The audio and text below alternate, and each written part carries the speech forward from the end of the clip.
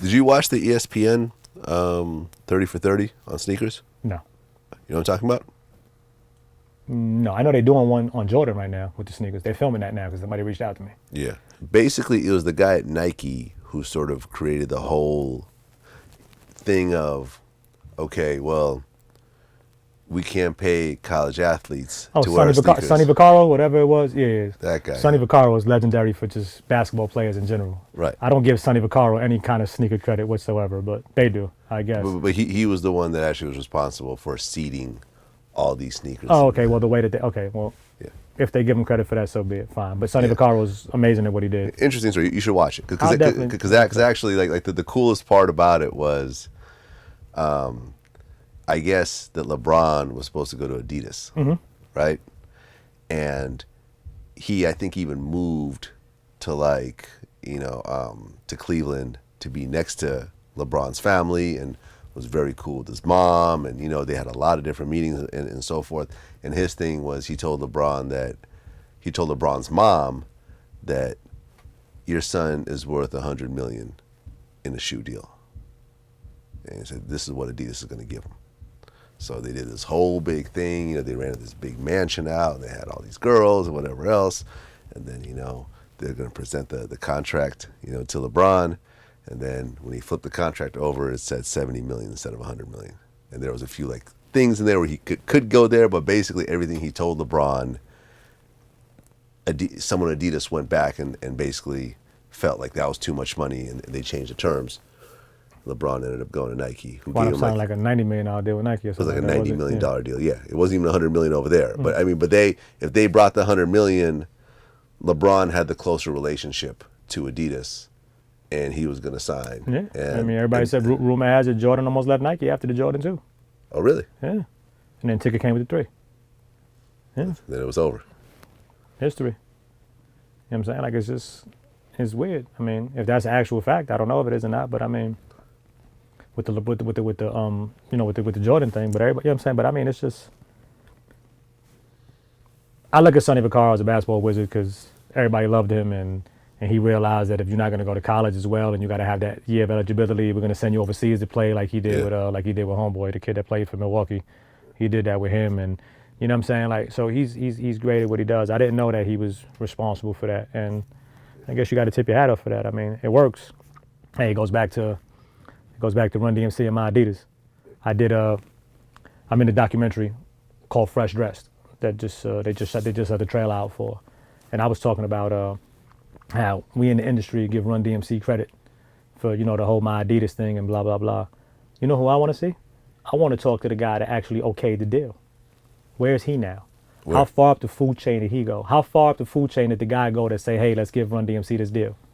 Let's give him this marketing deal or this advertisement deal, or let's have them be brand ambassadors. Mm-hmm. I want to know where his career went, because we give the credit to the rapper for doing it, but at the end of the day, if the big machine doesn't pull the trigger, it doesn't happen. Sure. Same token as he can say that, he can say Calvin Klein, no friend of mine, don't want nobody name on my behind. Yeah. We ain't look at Calvin Klein. Dope brand, we all wore it growing up. Yeah. That was our expensive brand growing up.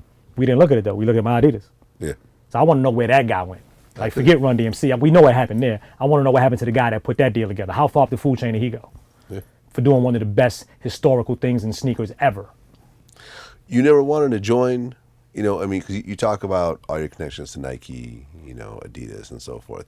You never actually wanted to join any of these companies as an employee of one of these companies? They can't pay me enough. Is that what it is? They couldn't pay me enough. I'd rather work with them than for them. Okay. You know what I'm saying? Like, throw a ballpark number out there. I'd rather charge you $5,000 to borrow my shoes 6 times a year than you pay me $70,000 a year and slave me to death. You know what I'm saying? To have me going crazy, have me coming to work every day. I'm sounding like Dame Dash now. Have me coming to work every day, 5 days a week, and all this traveling and blah blah blah. Where I could make $30,000 with this brand. I could be a brand ambassador for that brand for $20,000. I could design bags and make $40,000 to $60,000 a year in royalties. I'm at 120 right there without sneezing. Yeah.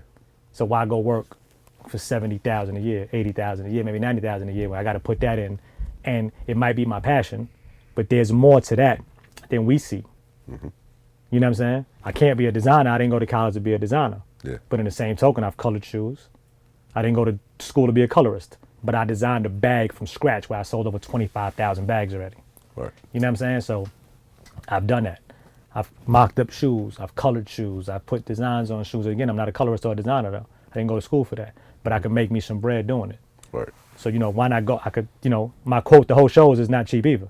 You know what I'm saying? Like, if I host a sneaker show, if I'm at a sneaker show, I got to check. Right. Whether I'm doing a walkthrough, if I'm at your sneaker show, I got paid to be there. With give or take a few. Right. You know what I'm saying? Give or take a few. I'm paid to walk in that door. Gotcha. You know what I'm saying? So, like, I turned my passion into a little hustle. On top of having a regular 9 to 5. You know what I'm saying? So I love that. So I wouldn't work for a brand. I like working with them. The consulting aspect works for me. The marketing agency works for me. You know what I'm saying? If I could do something super cool for Puma and still wear all my Air Force Ones every day or all my Jordans or all my LeBrons every day, I love that. If I could do something for Adidas and still wear my Pumas, I love that. Right.